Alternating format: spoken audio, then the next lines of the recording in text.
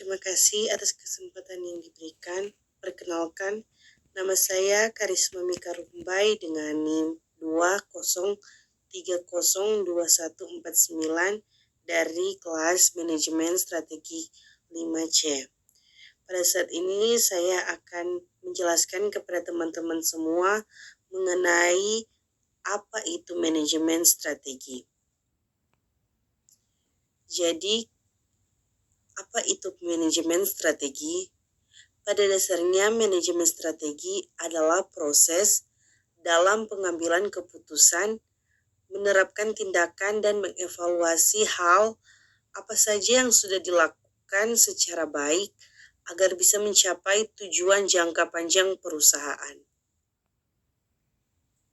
Proses ini dilakukan secara kontinu dengan cara mengevaluasi dan juga mengontrol internal bisnis, melakukan analisis kompetitor, serta menetapkan strategi untuk bisa bersaing dengan baik. Setelah itu dilanjutkan dengan mengevaluasi kembali strategi secara lebih teratur agar bisa menentukan tindakan yang nantinya akan dilakukan serta memantau perkembangannya atau diganti dengan menggunakan strategi lain. Apa saja yang menjadi keuntungan manajemen strategi untuk perusahaan? Untuk perusahaan ada banyak sekali keuntungan yang bisa dirasakan saat menjalankan manajemen strategi dengan baik, yaitu yang pertama, memberikan keunggulan yang tinggi daripada kompetitor karena sifatnya yang proaktif, sehingga mampu merespon dan menyadari perubahan yang ada di pasar secara cepat. Yang kedua, menjaga tujuan perusahaan agar bisa diraih dengan berbagai proses yang jelas dan dinamis dalam mendesain strategi dan menerapkannya. Yang ketiga, membantu performa perusahaan yang mengarah pada perkembangan secara terus-menerus.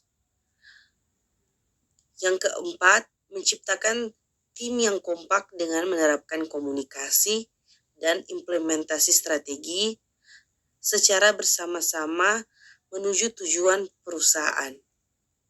Yang terakhir, menerapkan strategi yang mampu membantu pihak manajemen perusahaan agar lebih sadar pada tren dan tantangan industri, sehingga kedepannya bisa lebih siap dalam menjawab tantangan di masa depan. Selanjutnya kita akan membahas manfaat dari manajemen strategi. Manfaat utama dari manajemen strategi yaitu agar bisa membantu perusahaan dalam membuat strategi yang lebih baik dengan pendekatan yang lebih logis, rasional, dan sistematis untuk setiap opsi yang nantinya ditemukan. Perusahaan yang menggunakan manajemen dan sistem perencanaan yang baik menunjukkan peningkatan yang lebih signifikan dalam hal profitabilitas, produktivitas, dan penjualan. Selanjutnya kita akan membahas 4 langkah manajemen strategi yang efektif. Yang pertama, menetapkan visi dan misi. Tahap awal yang diperlukan dalam membuat manajemen strategi adalah menjelaskan tujuan perusahaan dan juga menggunakannya sebagai tolak ukur untuk performa dan perkembangan perusahaan. Visi perusahaan harus dibuat secara spesifik, bisa ditindaklanjuti dan terukur dengan tepat. Yang kedua, merumuskan strategi. Langkah selanjutnya dalam membuat manajemen strategi adalah merumuskan strategi dengan menganalisis SWOT. Analisis strategi harus fokus pada kekuatan dan juga kelemahan perusahaan. peluang yang mampu memberikan profit, serta ancaman yang mungkin akan terjadi pada perusahaan. Yang ketiga, menerapkan strategi. Strategi yang sudah dibuat harus diterapkan dengan baik agar bisa memastikan perkembangan, keberlanjutan, dan ekspansi dari perusahaan. Yang terakhir, evaluasi strategi.